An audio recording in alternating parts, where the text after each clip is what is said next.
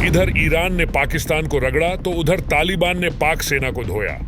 मालदीव में मुइज्जू को अपने ने ही रगड़ा तो निकल गई अल्टीमेटम की हवा। चुपके से चाबहार पोर्ट पर ईरान के साथ खेल गया भारत। यूएई में अफगानिस्तान से जुगलबंदी। यूएई में तालिबान की भारत से दोस्ती का नया चैप्टर स्टार्ट, चाबहार में आएगी बहार। इधर बन रहा था राम मंदिर, उधर एक साथ 6 देशों में भारत ने मचा दिया तूफान। दोस्तों, इस वक्त जहां भारत में राम मंदिर का जश्न उफान पर है, तो एक साथ 4 मुस्लिम देशों में भी बवंडर मचा है। पहला भारत से पंगा लेना वाला मालदीव है, जहां अब विपक्षी पार्टियां अपनी ही सरकार का ताबीज बनाने में जुट गई हैं। तो दूसरी कहानी है पाकिस्तान की, जिसको रातों रात ईरान ने ठोक डाला है और अब ये तनातनी चरम पर है। और दोस्तों, इसी दौरान पाकिस्तान के एक और पड़ोसी देश यानी अफगानिस्तान से ऐसी 2 खबरें हैं जो पाकिस्तान को किसी नश्तर की तरह चुभ रही है और भारत के लिए ये बड़ी गुड न्यूज है।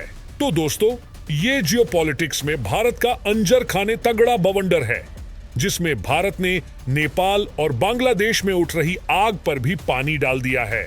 और बहुत ही सीक्रेटली भारत ने ऐसा खेल रचा है कि पाकिस्तान की हवा छोड़िए, धुआं निकल गई है। कोई सोच भी नहीं सकता था कि जिस ईरान और अफगानिस्तान से पाकिस्तान लड़ रहा था, उन दोनों के साथ भारत ऐसी डील कर डालेगा जो चीन की तबाही का सामान भी बना डालेगी। दोस्तों, ये पूरी कहानी आपका दिन बनाकर रख देगी। लेकिन यहां आपके लिए एक सवाल है कि क्या भारत को तालिबान से दोस्ती कर लेगी चाहिए? क्या भारत की विदेश नीति में कोई बदलाव की जरूरत है? आप इस पर क्या सोचते हैं? कमेंट करके जरूर बताइए। दोस्तों, मैं आपको सबसे पहले मालदीव में मचे बवंडर से जल्दी से रूबरू करवाता हूं। हुआ कुछ यूं है कि मालदीव की रक्षा, सर्विलांस और मेडिकल सहायता के लिए भारत ने हेलीकॉप्टर्स और मिलिट्री प्लेन दिए हुए हैं। लेकिन वहां के चीनी पालतू राष्ट्रपति मोहम्मद मुइज्जू ने इन प्लेन्स पर रोक लगवा दी। नतीजा ये हुआ कि इनसे जुड़ी स्वास्थ्य सेवा भी ठप पड़ गई और मालदीव के लोगों को दिक्कत होने लगी। एक बीमार बच्चे के तड़प तड़प कर मरने के बाद विपक्ष ने सरकार को घेरना स्टार्ट किया। तो अब मालदीव की सरकार घुटनों पर आ चुकी है। कुछ दिनों पहले भारतीय सैनिकों को 15 मार्च से पहले मालदीव छोड़ने का अल्टीमेटम देने वाले मुइज्जू की सरकार अब भारतीय सैनिकों को सिविलियन स्टाफ से बदलने को तैयार हो चुकी है। ये स्टाफ भारत से उपहार में मिले 2 ALH हेलीकॉप्टर, एक डॉर्नियर विमान और एक ऑफशोर पेट्रोलिंग वेसल को ऑन परेड करेंगे।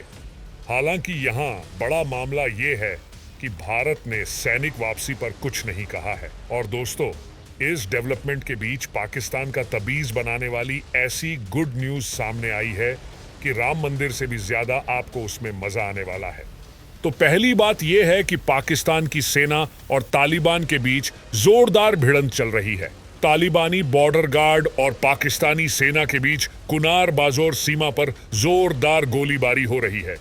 दरअसल दोस्तों, बात यह हुई कि पाकिस्तानी सैनिक जबरन डूरंड लाइन पर बाड़ लगा रहे थे और इसी दौरान तालिबानी सैनिकों ने उनका विरोध किया। पाकिस्तानी सैनिकों के नहीं रुकने पर तालिबानी सैनिकों ने गोलियां बरसाना शुरू कर दिया। तालिबान का कहना है कि वे डूरंड लाइन को नहीं मानते हैं, जिसे अंग्रेजों ने बनाया था। वहीं पाकिस्तान को उम्मीद थी कि तालिबान सरकार आने के बाद वे आसानी से अफगान सीमा पर बाड़ लगा लेंगे, लेकिन ऐसा होता नहीं दिख रहा है। तालिबानी भी लगातार पाकिस्तानी सेना का कड़ा विरोध कर रहे हैं। तालिबान का कहना है कि पेशावर तक का इलाका अफगानिस्तान का हिस्सा है। दोस्तों, अब पाकिस्तान और अफगानिस्तान के बीच सीमा बंद कर दी गई है।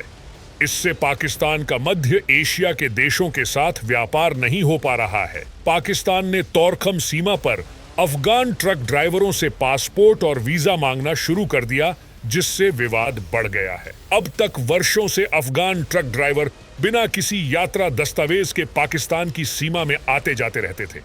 इस तनाव से पाकिस्तान को काफी घाटा हो रहा है।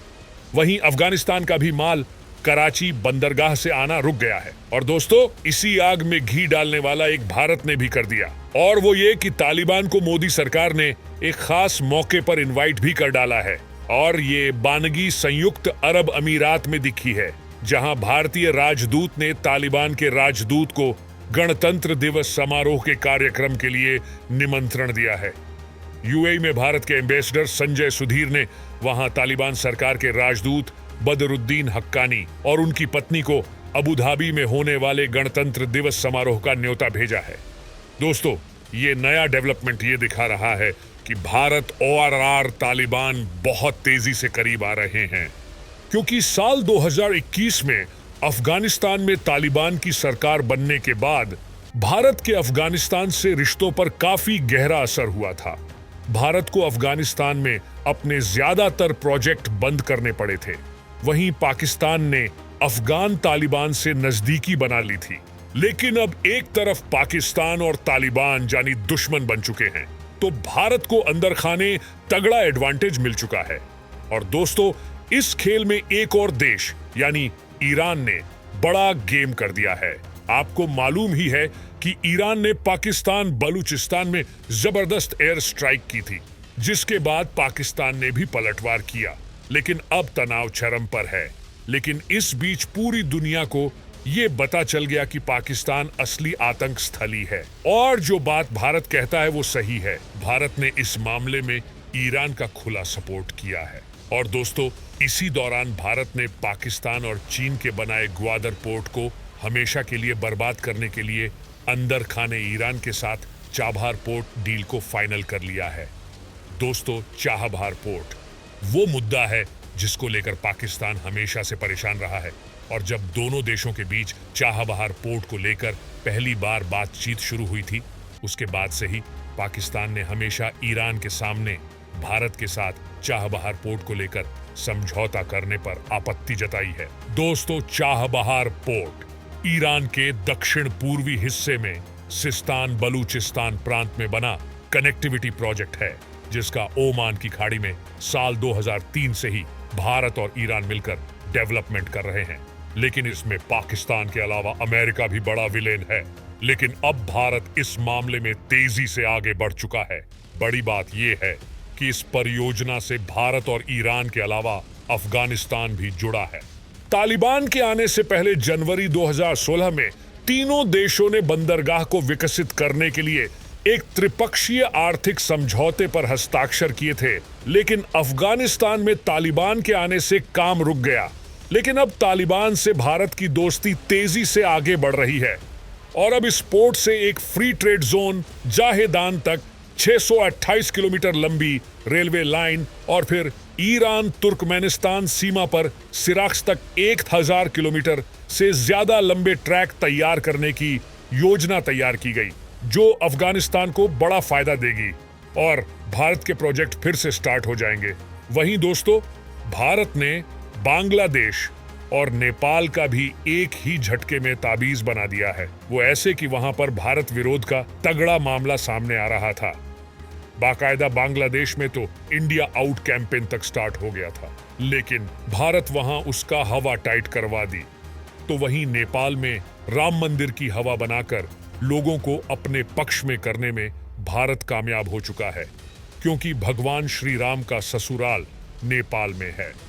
लिहाजा वहां अब चीन आउट का मामला स्टार्ट हो चुका है। बड़ी बात तो ये है कि भारत नेपाल से बिजली को लेकर बड़ी डाल की है, जो नेपाल की इकोनॉमी को बूस्ट करने वाली है।